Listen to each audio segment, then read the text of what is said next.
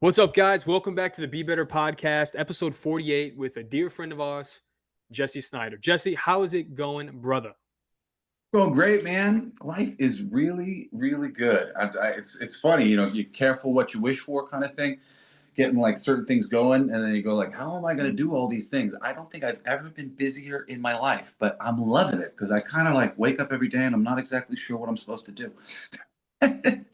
Oh, I love that. I mean, sometimes, man, I feel like when my schedule gets really cleaned out, it's nice for like a day or two, right, to just not do anything.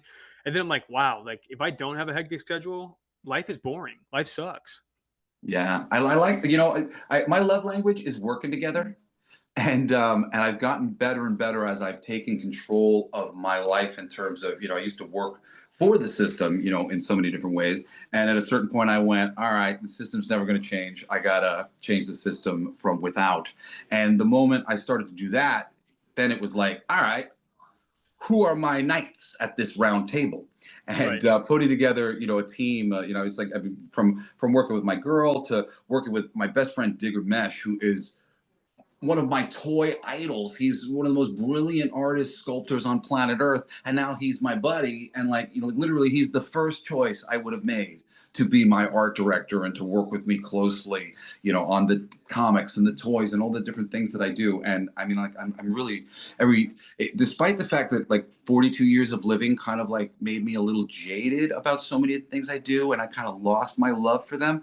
Every day now I try to wake up and pinch myself. I'm like, you're working with fucking Digger Mesh. You're doing all the things that you want to do, and you don't have to freaking answer to anybody. It's great. The freedom there sounds good. So for some of us who, I mean, obviously I know who you are, obviously, but for those people out there who don't know who you are that listen in, like kind of tell us a little bit more about kind of what you've been doing for the last 42 years. Well, you know, my big pursuits as a soul on planet Earth had been into music and comic books. A lot of people know me from Rock the Cradle and some of the associations that I've had over the years with my family. My father's Dee Snider is the lead singer of Twisted Sister, and brilliant fucking performer, brilliant songwriter, brilliant man, somebody who The really king. inspired me on a lot of levels. He was a big comic book fan as well, a big and a writer, really brilliant writer, not just music. And we'll be seeing more in the future with my dad making films. Some people have seen some of the films he's made, read some of the books that he's written. He's a very talented writer, and he was my hero, and I just wanted to kind of like prove my worth to him. Like, he like to me as a child, it was just sort of like he was the all. He was talented, he was strong, he was a powerful, force of energy. He really a powerful masculine in the world.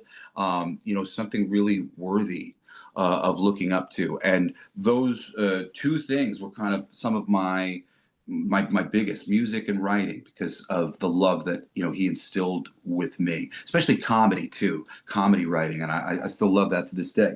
But beyond that, I kind of ended up like touching everybody's life in a lot of other ways that I didn't really intend to. I'm a host. I've hosted lots of shows. I was VJ Jesse on MTV2 back in the day. I launched the AOL Music's Top 11 Countdown, the first online music video program. I'm that old. And hosted various programs at various times. I mean, I'm still the narrator for Food Paradise on Travel Channel. We've done like 201 episodes of that show. But the big one that most people just have no idea is I'm probably one of the most successful voiceover actors in my age demographic. And basically, like, my run happened right before DEI went down. And then all of a sudden, it was rather interesting. My career seemed to stall, even though this is no exaggeration. I'm one of the best fucking voiceover actors on planet Earth. Period, hands down. I didn't care about it, but I care about being good at anything I do, and I did it a lot. And I went into that world to be incredible. I do voiceovers in video games and animation and commercials and books on tape. Every single one of those is a different field. Most people only work in one voiceover field. I worked in them all. I was the voice of Kia Motors and Pizza Hut and GameStop and Cheetos for years. You heard for years at every football game, what is it? What is Pizza Hut? Wait, hold on. Buying a Kia is one smart move. That was Kia Motors for 4.5 years. Pizza Hut Awesome. was want more taste? Get America's favorite pizza. Pizza Hut, now online. That was like 2.5 years or 3.5 years of me as the voice of Pizza Hut.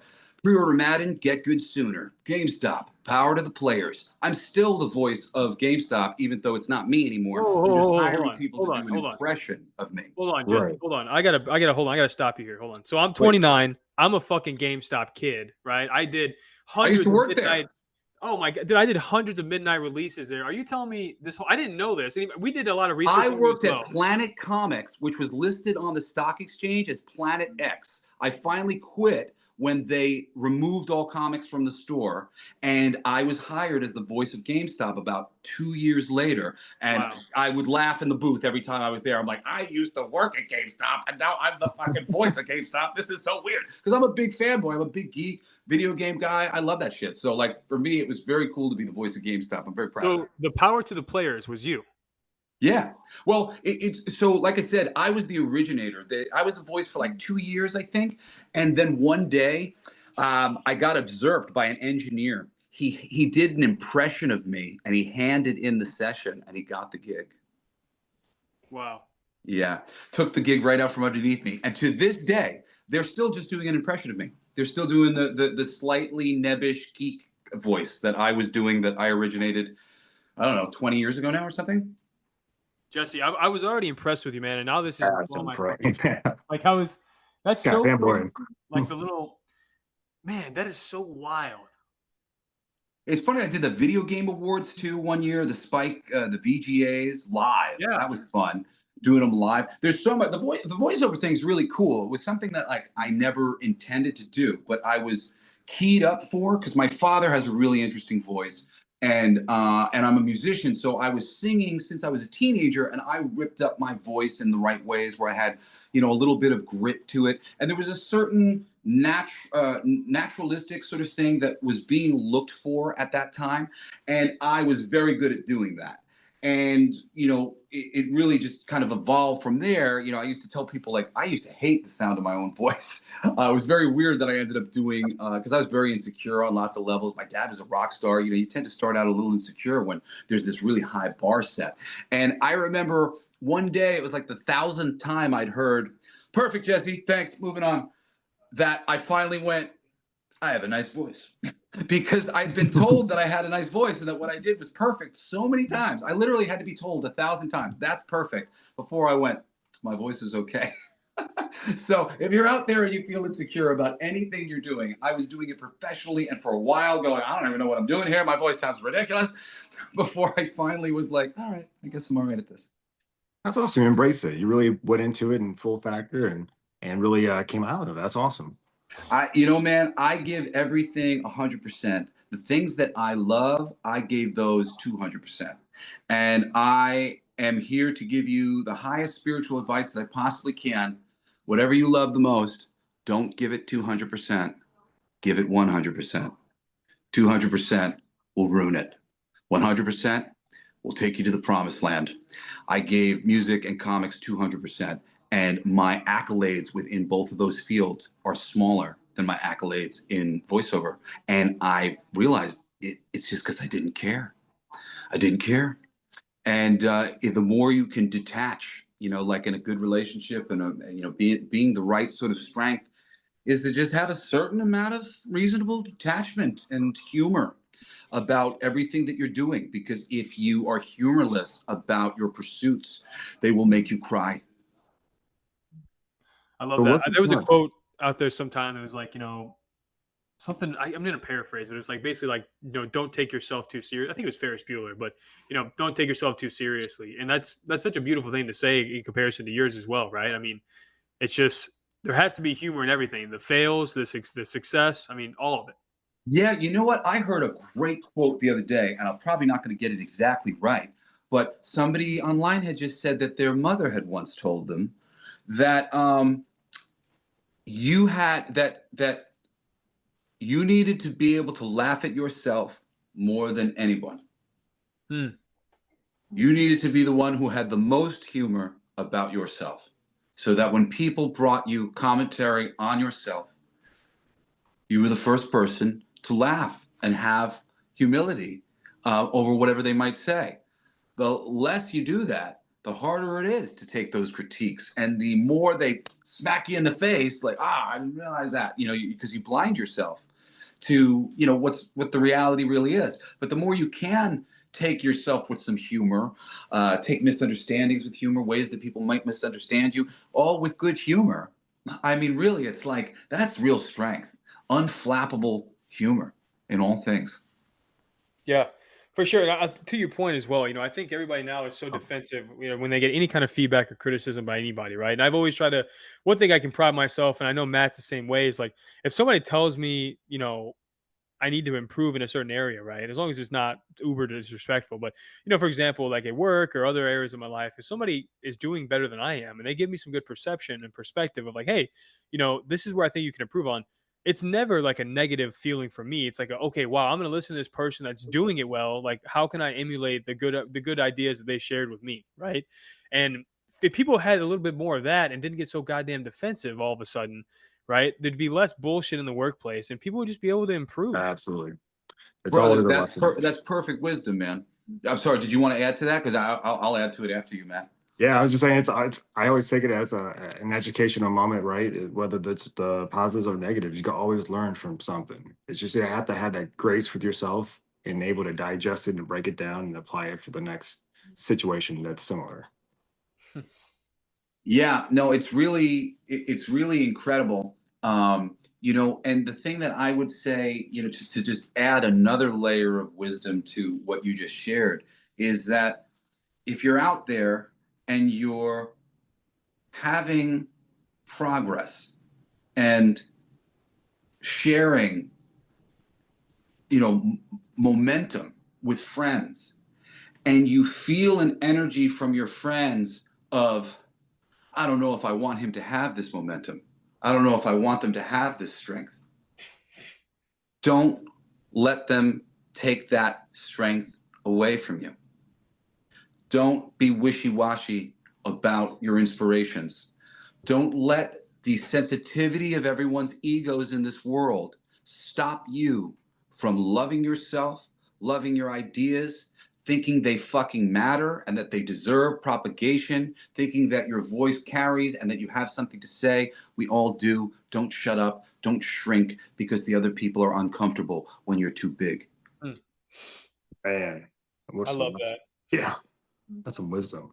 So where's this even stem from? How do you stay so positive? I know there's a lot of negative in this world right now, but you just have that drive, that willpower that just kind of keeps on pushing and pushing. Where's that stem from? I mean, if I'm being really honest, I mean, it's just in me, but it's not exactly been that the whole time. When I came up in this world, I was straight edge. I didn't drink, I didn't do drugs, I didn't party. I love women, but I was engaged to my high school sweetheart at 19 or just before my 21st birthday, I guess was engaged. I was with her for 20 years. I am a busy bee. I'm a researcher. I'm a worker. I do lots of things.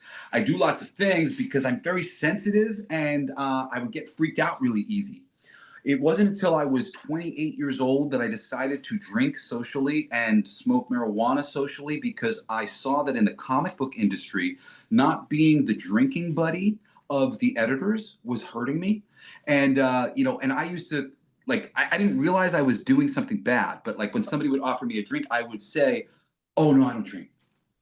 And I realized I was like literally creating like a divide, this wall. And there was this whole sort of world of like partying and relaxing. And I had been taught this real kind of vigilance by my mom and my dad, where like they don't relax. Like they drink wine now, but only because they heard that it was good for their hearts. Like there's no party, there's no relax. It's just sort of like always work mode. And honestly, me and my siblings, we had to break ourselves of that always work mode and find like a balance to joy. Because when I smoked marijuana for the first time at 28, what I realized very quickly was I was freaked out almost all the time. I was freaking out and I was just like keeping it together, keeping it together, keeping it together. And there was more going on than that too. I was depressed. I was having huge like swings of depression. And I didn't realize that until a year later, after the marijuana had gone so well. And I wasn't partying, I was meditating while smoking. And it was helping me to meditate. I was doing day-long meditations where I was connecting to my fucking ancestors and doing some next level shit that I was reading about in these books of various bodhisattvas and shit, of experiences they were having. And I was going, I'm going to have these experiences. And I was using the plant medicine to get me there.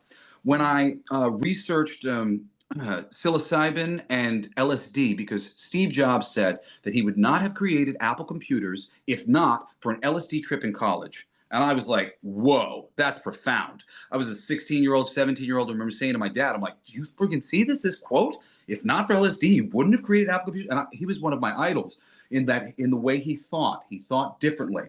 He really did. My list of idols is very short, and there are people who really changed the world with the way they think, from Jim Henson to Gene Roddenberry and people like, Steve Jobs. And that stuck with me. So when the marijuana wasn't what I thought it was and helped me, I researched LSD. When I researched LSD, psilocybin kept coming up right next to it. And based on everything I read, I liked the psilocybin better. It was natural. And I decided, after spending months researching Terence McKenna and all these other things, my family was away, and I did a very high dose of magic mushrooms one night. It blew my doors off. There is nothing fake about it. There is no hallucinating going on. Your mind is tapping into higher dimensions. I was a 29-year-old father of almost 4 at that time, and as responsible as they fucking come, only desiring to better myself from the experience. And oh my God, it bettered me. It literally I was struggling to get tattoos. I got this thank you tattoo about a week later. I seen a vision basically of exactly what I wanted to do with all my tattoos. Within the next few years, I had a renaissance of self. And I realized that I had gone through this terrible depression. I'd written a song about it without even knowing it. If you check out the Blacklight District EP, there's a song called Green that I thought I was writing about the Hulk. It's the most personal song I ever wrote. It was about a depression I went through after I came in second on Rock the Cradle, and my Virgo perfectionist nature, I couldn't really handle that I came in second. Second place to me was a loss. And I was devastated, and I had gotten an aura reading, and my aura was green. And I didn't believe in auras when they read my aura. This was something that I got pulled into. Some crazy spiritual lady. She's like, you got to let my daughter read your aura. Your aura is so big. And I was just trying not to be rude to her. And I was like, okay, sure.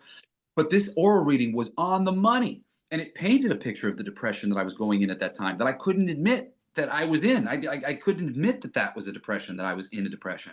It wasn't until after this mushroom experience. So that changed me. And unfortunately, though, I had I think I can, I think I can, I think I can. I'm eternally optimistic. I know we can do things better here on Earth. That was my battle cry from the moment I was born, and that will be my battle cry until the day I die. But somewhere along the way, I got really lost in the quagmire, and it became all anxiety and all depression. And for a moment, I was saved from it. But then, as I really began to meditate and began to connect to the other side and get communications that I could not deny, despite how much of an atheist I was, despite how much of a skeptic I was, despite how many times they yelled at me because I asked them too many questions, and I questioned everything that they said to me because I didn't want to believe that psychicism and things could be speaking to me from the other side of the veil. However, I was reading about these things, and there was a bunch of things that happened. And basically, this is the problem for everybody. And it's not a problem, but it seems like one for all your friends who went out to Peru and did ayahuasca. Well, their life seemed to fall apart after that, didn't it? Well, their life seems to fall apart after that because on some level, they choose to take on more adversity. They choose to go into more of the emotional turmoil that is within them. They choose to do the real work and heal themselves. For about the past 8, 9 years now, I have been on a journey of real deep soul discovery. I ended my marriage, of almost 20 years because I had never been happy in that relationship. I shouldn't have agreed to it in the first place. I did it not for her. I mean, not for me, but for her. That's not how you're supposed to make decisions here on earth. I was teaching my children how not to be happy. And these fundamental mistakes, these fundamental non-congruent things that were in the middle of my existence, in the middle of my soul, they were blocking me from being who I was supposed to be. And the fear of, oh no, what would a divorce look like? And what would that do with my kids? And all these different, we're not supposed to live in fear. And it gets scarier and scarier the more you know that you're not supposed to live in fear. Because essentially, the passage in the Bible about Job is not about Job, the individual. It's not God and the devil talking about what he's going to do to Job, because Job is capable of loving him and understanding him and forgiving him and being his best son all the time, always. It's about all of us. We are all Job. We are all capable of loving God despite the fact that terrible things are happening to us.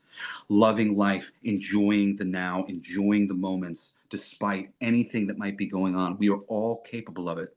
And we're all here to learn that lesson. And the last thing that I'll say about that to bring you to where I am today is, in the middle of that process, I bought a horoscope book. My family was in Mexico. We were on vacation, and there was a 2012 horoscope for the Aztecs, and it was like printed on paper, like somebody had like printed it from their computer.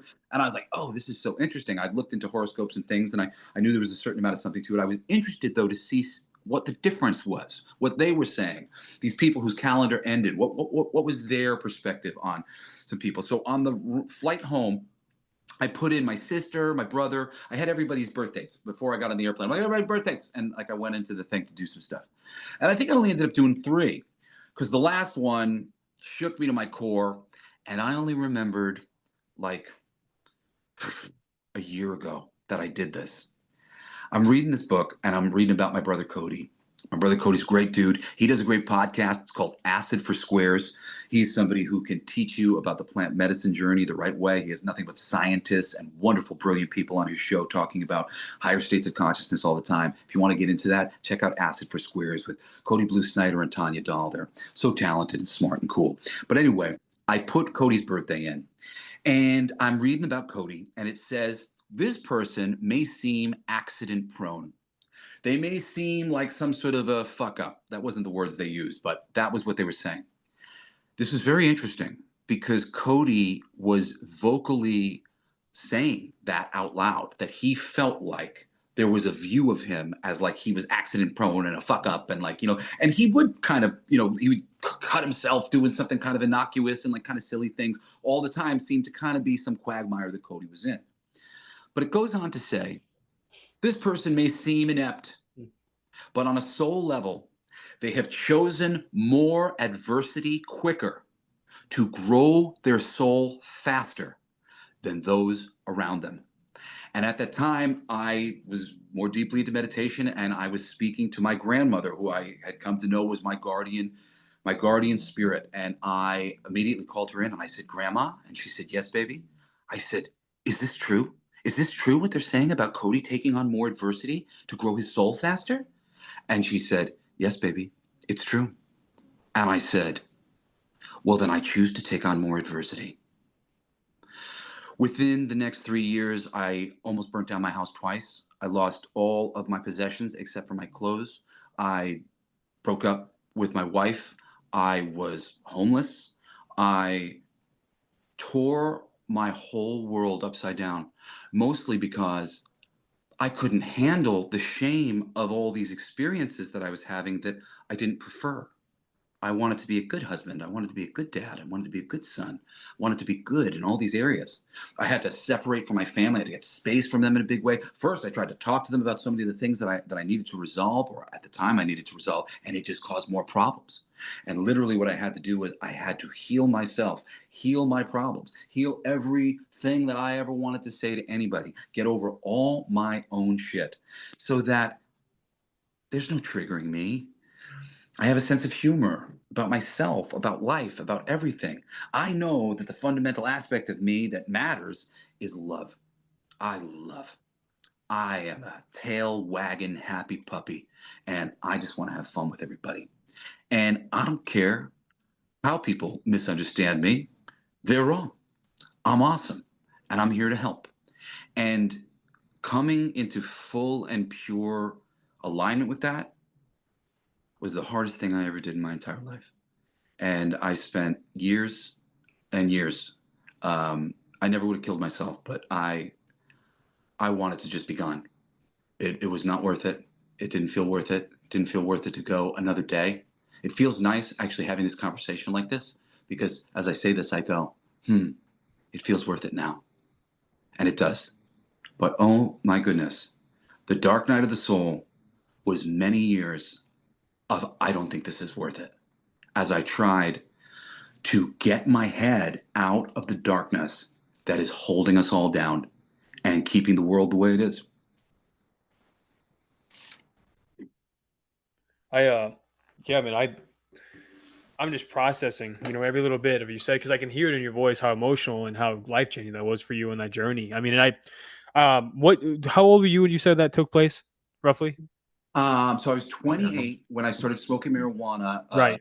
like just like a little bit, and like and still occasionally I use it as my medicine because it's just easy. I function very good on marijuana. Like I work a lot.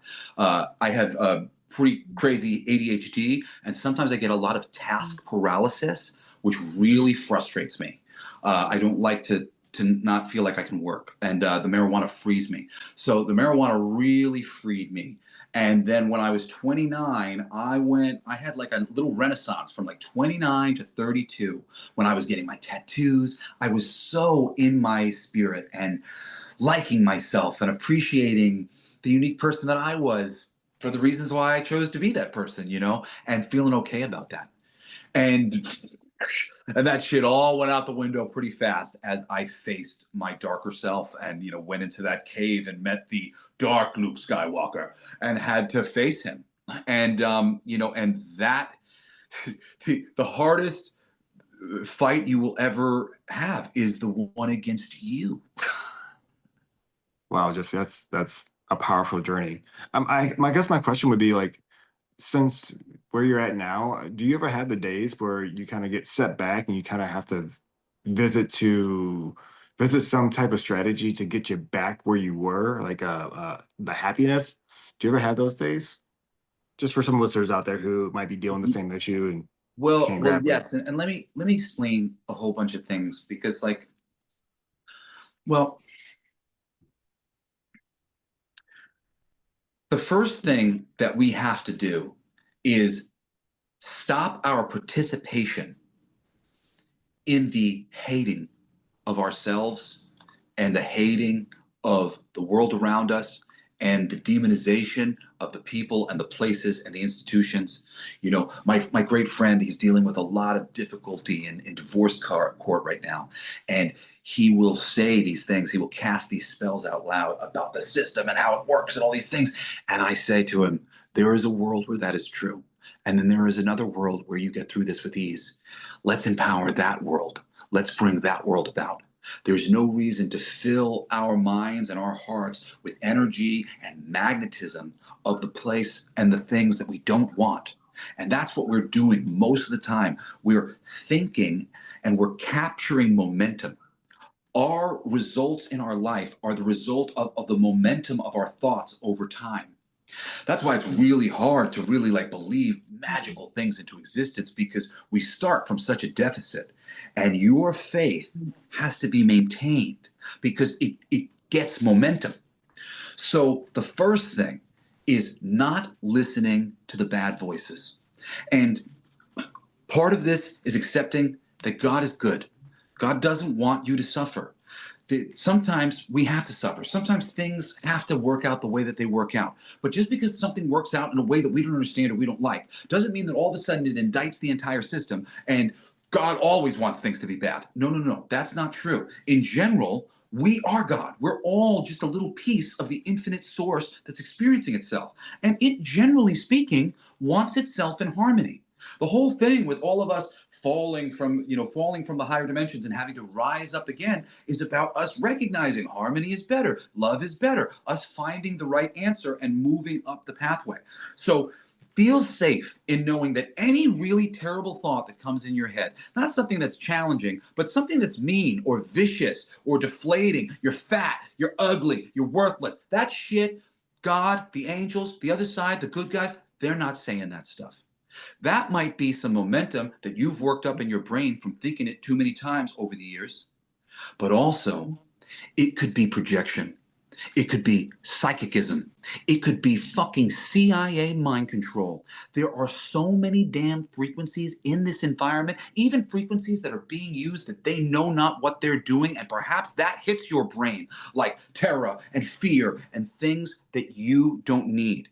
We are living in a frequency-dense environment, and the frequencies are not good. From Wi-Fi to Bluetooth, 5G, and downward, they are all terrible. There was an amazing documentary years ago about what would happen when the U.S. military would go to third world countries and set up our friggin' radio arrays. Well, short story is their hospitals would be inundated with American diseases, meningitis, and all the other shit that is really high over here in the industrialized world. We would bring it to them with the frequencies on the radios. The radio frequencies that we use are terrible. So we are literally living in a reality where, and people can deny this is all they want, but I'm telling you, baby, look into it enough and you will see there is more than smoke, there is fire. There are disembodied souls. There are people with multiple personalities whose eye colors change because other beings, other energy that isn't as meek as it is parking inside that body and taking over. One time when I was in the midst of my heavenly 3-year period after I'm going to get my tattoos and I'm smoking marijuana, I'm playing with my toys in my back garage, I'm listening to some Prince, having a great time, I'm dancing, and I got hit with the most negative, everything is meaningless energy that I'd ever felt in my life. It brought me straight down to a knee. And because I was in such a good spirit at that time, I went, what? No, no, no. Life is good. And I stood up and I went, no, life is good. And when I thought about that and meditated on that afterwards, I went, how many times has this happened to me as a child where a thought or a feeling that wasn't my own invaded my space and I just accepted it because I felt it? So becoming conscious of your thoughts, becoming conscious of your energy, taking control of that, that is number one. But don't lose hope, because you're going to get a handle of that before all of the momentum that you've created throughout the entirety of your life catches up to you. You're going to stop thinking bad thoughts, and you're going to wake up one day and you're not going to have thought a single bad thought, and you're going to feel like garbage. And you're literally going to be going, God, why? I'm not participating. I'm not doing anything in this. That process is going to get so frustrating that it's going to take you through another process of doubting yourself, doubting whether or not you're making the right choices, doubting whether or not you're doing the right work. Do not be afraid. Keep going. If it's hard, you're doing it. Wow. Well, but what if someone's having trouble to, I don't know, seek those resources to get on the page? Like, do you still just advise or just kind of help point them to like God, or do you just like, where would one start to kind of get that motivation to get to that point? Well, Because I know you do some what you people, can, you know, you know, like for me, and this is really, honestly, this has been my best saving grace. And like, really, I recommend it so much to everybody. And it seems like such a thing that everybody says all the time. Exercise. Exercise is your fucking friend, man. Exercise. I woke up at 30 in chronic pain. And that was really the thing that dove me deep into my spiritual journey, because I had 4 kids and I started freaking out at them every single time they wanted to play. And that broke me. I remember like I snapped at my kid real hard and like I saw her face and I died inside. And I just went, this cannot be. This cannot be. I'm not broken. I'm not permanently broken forever. I'm going to undo this. But I went through a really difficult spiritual journey, and so many of these journeys for all of you guys are difficult. And, you know, it's so easy for me to say, oh, do this or do that. But really, anything that you can do to take control, to take some amount of consistent effort in the right direction. When my pain came on, at first, I was so overwhelmed by it because I'd been ignoring it since my childhood. I got hit by a car when I was 13, and it caused really bad scoliosis in my body. And because I played contact sports my whole life, I'm the national champion semi-pro football player. I'm a gymnast, was a gymnastics coach. I was very physical. And if you've ever seen my performances, I used to do backflips on stage and stuff. And like all of a sudden, I couldn't do that. I was effed. And I was 30 years old. I was like, no, no, no, no, no. And I'm watching all these 50-year-olds, all the father figures in my life, they all have terrible spine problems, sciatic nerve pain. And now I'm in their same boat with them. And I'm freaking out. I was so overwhelmed that I could only sort of like reach for help. I was like, oh, this doctor and that doctor. And it was at a time where I didn't have any money. And I felt guilty about every doctor's appointment I went to. There was a certain point in time where I was told that I had a really big problem with my jaw and that was driving some of my spinal things. And I got sent to this specialist in Beverly Hills. And I go into this guy and he thinks I'm Dee Snider's son and that I can just afford fucking anything. And I'm so embarrassed at this time that I'm going through. I'm in pain and I need this, but I can't afford it. And I can't even tell him I can't afford it. That I just said yes, yes, yes, yes, yes to him. And then he sent me the things and I just never paid the bill because I couldn't tell him no. Like I didn't use it. I literally just like said yes in the moment because I was that stuck in this place where I didn't know how to save myself. And I went back and forth, not feeling the pain too much and being overwhelmed by it, not feeling the pain again because this is crazy. This is stopping my life. I need to build a business. I need to do things. I need to take care of my family while like ignoring the pain now. And then back to feeling the pain. And my spirits finally said, what you must do is heal from the pain. You have to feel it and experience it at all times, accepting it, not constantly in a state of, I don't want to experience this. I don't want to accept that. That's the other big thing that everybody can do. Accept. My ex-girlfriend, trusted my spiritual guidance, and she once sent me into meditation to ask for guidance for her. She was trying to lose weight. I didn't mind. She looked great to me, but she didn't like how she looked, and she was like stuck and very uncomfortable in her body. And I went into meditation, and I come out, and I said, they told me that all you have to do to lose weight is accept that you've gotten fat. And she immediately yelled at me, I'm not gonna fucking accept this. And I went, well then, I think you may be dealing with this until you're willing to. And that, oh boy, that is a key. Until you can accept the problem, until you can accept I'm in pain every day. It's okay. My pain's finally going away. I've been to the gym for a year now doing the Mike Metzer heavy duty workout plan, which worked really good for me because it's like I go to exhaustion, but I don't do a lot of sets and multiple sets. That used to kill me. I would work myself so ragged. I'd be really tired in the gym. So now I go in for like 40 minutes and I'm just strong and I move weight like crazy. And then I'm out of there before I can get too tired to freak out. And then I go and do the sauna, and the sauna helped me get endorphins again. You know, if you can ride a bike, if you can go for a walk, if you could do things like that, things that make you feel like you're loving yourself. And it's hard to sometimes. It's really hard when you're not loving yourself. When I'm at the height of my things, I couldn't eat. I got so skinny. People thought I was a heroin addict. It was really hurtful to me because there was all these like judgments that people make when you're the child of a celebrity. You know, I'm straight edge. I do plant medicine, not fucking hard drugs. I don't mess around. I don't party, man. But I got really skinny. And all of a sudden, all these rumors were going on around about me. Well, what was really happening was I was depressed and I couldn't eat. And I was by myself a lot. And I don't like to eat without a group. And I just wouldn't eat. And then, you know, these sort of cycles that you can get stuck in, you have to love yourself. You have to learn how to love yourself. And It's so hard.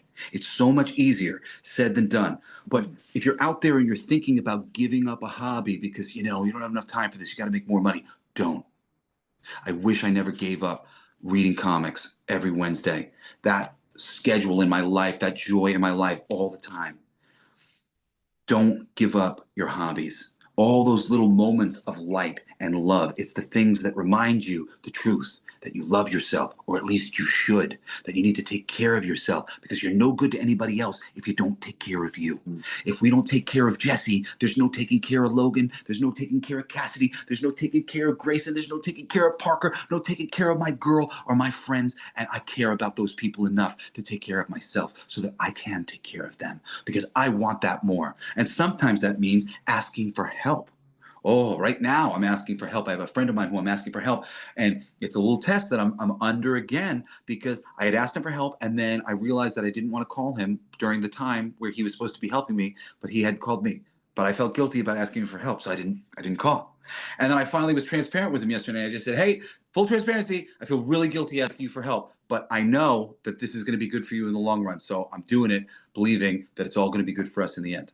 You know, and that is the place. You just have to keep finding yourself in that place of love, putting good things in front of you, putting vitamins in front of your place, sending yourself to the doctor. Don't do what I did. Don't have to go and get an emergency dental thing and you can't pay your freaking child support for a couple months because your emergency dental thing costs so much freaking money.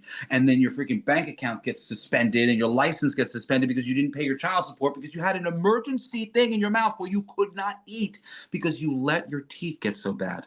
And right now, I'm not completely practicing what I preach. I'm taking care of my teeth, but I'm not exactly extravagantly doing some of the things that I could use right now that would be better taking care of me. And as I say that, I go, you need to figure out a way to take care of yourself better. And that is really the thing. The strongest among us, the toughest among us, the people who are really fucking cool and righteous, you know, we go, fuck that. I'll heal. I'll be fine. And we dive into the fucking battle and we, kick as much ass as we can. We come out of it and we try to shake it off. But dude, you cannot do that forever. My girl, I'm watching her do that. She is a badass. She's only 29. She's this freaking fiery redhead. She's an electrician. She's doing the work that all the men do. She's hurting herself. And I'm watching her do it and I'm going, baby, please don't do to yourself what I did to myself. You know, it's awesome that you're this tough. It's awesome that you're this cool. But we also have to take care of ourselves or one day all that taking care of others comes to an end. Wow. I mean, that's a lot of unpack there. But the thing that like really stood out for me was how you mentioned guilt. And I think that's something that a lot of people can resonate with. And with you kind of owning it and going full force and facing it and then finding that love for yourself by spending those things, not the things, but the times with the hobbies is really helpful for other people that kind of is in those type of situations. So I definitely applaud you for being so real and so honest with us and giving us our audience the good information to help get them out of that guilt feeling because it's very hard for a person. It leads down multiple doors, depression, obviously, and sometimes to the worst where it's suicide. So I mean, people out there, if you're listening, try to find the way to be less guilty with yourself and own and seek the help that you need to get where you want to be and love your life and be happy with yourself because that's you're worth it. You're worth it. If I Thank you. could if Thank I you, could man. jump in real quick and Yeah. just give some testimony to that, right? So like kind of what I'm kind of hearing this and this is remarkable, right? That you're able to share this and so eloquently as well, right? I mean, you're a very well spoken person, as you know, but you just are Oh, able to thanks, brother. explain these intricate thoughts in such a normal way, which is a blessing, right? Like I said before, you and I, That's what I try to do. Most of yeah, the people who talk about this stuff, unfortunately, I think they talk about it in a way that is a little hard to connect to. And it's yeah, very fundamental. It's very real. It's not woo-woo anything. And, to really be able to get at it in a language people can understand, I think is the most important thing. And that is what for I sure. try to do because I'm just like, man, it took me a long time to figure all this craziness out. So I'm just trying to I really, when you spend 12 years of your life suffering from pain every day, you do not want to see a single other soul experience that ever. Yeah. What I'm kind of getting from the whole vibe here, right, is like I think a common trend out there is people are on the verge of revelations, but they're scared to have those revelations, right? So they Yeah. bottle it and they bottle it and they bottle it, and then they wonder why their life is in shambles, why they're not feeling good, why they're not looking good, like they're having all these issues, right? And they're just so scared of that subconscious, revelation that I mentioned before that you went through, right? I mean, you had a life changing experience, and now things are in the right direction for the better, right? So, I mean, if I could my biggest takeaway from this conversation before we wrap up here, just respecting time, right, is simply this, guys. Like, if you're at that point where you're starting to have these revelations, you're starting to have these things that are changing in the right direction, you don't know why. You need to roll with the punches here and let them happen, right? Don't sit there and be stagnant forever. Like you said earlier, you have to admit that you're fat before you can start losing weight. Be like water, my friend. Be like water. Yeah, amen. Yeah. Yeah. And you know what? And here's like a one to grow on, Nate. The circumstances don't matter. The details don't matter. There are exceptions to every rule. Of course. If you want to be the best son and the best husband and the best dad and the best man that you can be, like I do, it's not the journey that you take to get there that matters. It's just finding your way there to that place you want to go. And when you find yourself on your way there, you may look around and go, if I knew that I would have to cross this fucking forest, I never would have done this. But it is through that which you are afraid of. On the other side of it is everything you've ever wanted. And I've seen it happen for me over and over and over again as I finally let go, like you said, and have been like water and have allowed these situations. I wrote a song called Go With Me, saying that I want my kids with me every single place I go. I don't wake up with my children most days of the week. There is a part of me that just wants to crack into 1,000 pieces and just die in failure that I don't get to wake up in a house with my kids every day. Like, I want to be upset about that. However, there are other parts of me that see a unique journey for my kids, that see it challenging them in interesting ways, that sees it challenging me in interesting ways, that sees it opening a door for want that exists in my children and in me right now to want to be together more, that will actually play out when I'm older. And that the lack of time that I have with them now will actually mean more time with them in the future, more time working with them, as is my love language, more time with them really wanting to be around me because they felt like they couldn't be around me as much as they wanted to when they were young. And those things give me wings, and those things help me. And you asked before, Matt, you're like what do you, when these things are rough, hold on to those things, hold on to the beautiful smiles of your children, hold on to one of my best friends. Her daughter is, I don't know how much longer her daughter is necessarily going to be here on this earth. And she is so strong, and she shows up every day informing her friends, letting them know what's going on. Her daughter just had a terrible surgery. She's got all these things in her body, all this metal, all this stuff. Every single time I see my friend and what she's going through, I just go, oh my goodness. All the strength and all the healing to her, and all of my gratitude that my children are healthy, that my children are happy. Do you have both your arms? Do you have teeth? I'm missing a couple in the back. It's hard for me to chew. Be grateful that you have your fucking teeth. And I'm working and I'll grow mine back and whatever. So don't feel bad for me. It's okay. But all of these little things in every single aspect of your life where you can.